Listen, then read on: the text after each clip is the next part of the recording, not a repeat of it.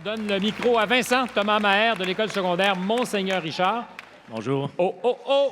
Bonsoir, Vincent. Bonsoir. Si vous permettez, une main d'applaudissement pour Stéphane Bureau. Non, on est-tu chanceux de l'avoir? Merci beaucoup.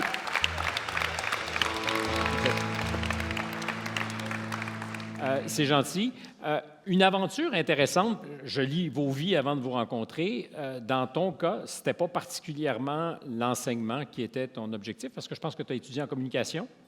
Oui, j'étais dans un tout autre domaine. Puis, l'automne 2012, j'ai fait la décision la plus importante de ma vie de retourner aux études à l'Université de Montréal pour faire un bac en enseignement. Et depuis ce jour, je vis le rêve à temps plein. Mais qu'est-ce qui s'est passé pour que, donc plus jeune, là, c'est pas à 18-20 ans que tu as choisi de faire de l'enseignement? À 32 ans. 32 ans. Tu peux pas dire « je me suis trompé, erreur de jeunesse ». Là, c'est 32 ans, j'ai choisi, j'ai vu la vocation, ou j'ai eu la vocation. Je ne l'ai pas vu tout de suite. Hein? Je suis allé chercher de l'aide, je me cherchais un peu. J'en ai trouvé. Et grâce à cette aide, j'ai eu la force de prendre cette décision et de suivre ce que j'avais le goût de faire, quelque chose qui m'habitait depuis que j'étais tout jeune. Et depuis ce temps-là, je suis à Monseigneur-Richard et j'aime beaucoup ça. Je me suis un peu cherché, c'est ce que tu disais. Est-ce que quand on trouve des élèves avec lesquels on travaille, ça aide à se trouver aussi? C'est-à-dire qu'en donnant aux autres, il y a peut-être quelque chose qui revient aussi. Absolument. C'est un des bonheurs de mon travail. J'appelle pas ça du travail, j'aime beaucoup ce que je fais. Je vis mon rêve à chaque jour, puis c'est ce qui me donne l'énergie pour le transmettre à mes élèves chaque jour. Je te cite, c'est la plus belle tâche au Québec que d'être professeur.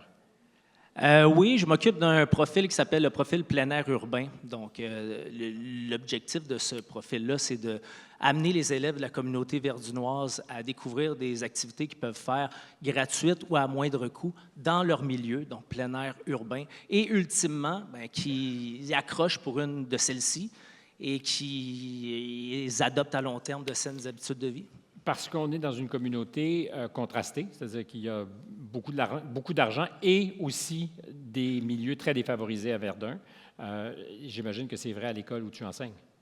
Tout à fait. C'est un milieu qui est en processus tranquillement de gentrification, mais on a toujours une large population d'élèves qui viennent d'un milieu plus défavorisé. C'est ce qui rend notre travail magnifique et c'est ce qui nous... Oui, c'est ça.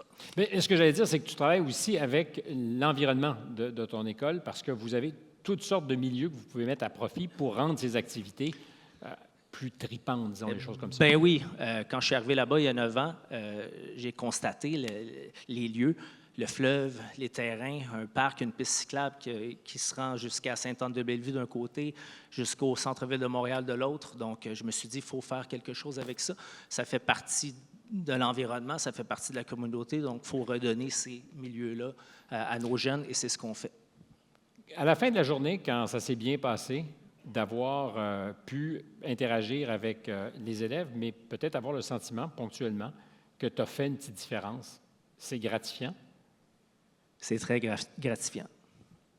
Bien, moi, j'aime ça quand c'est clair comme ça. C'est très gratifiant. On peut l'applaudir. Vincent Thomas Maher.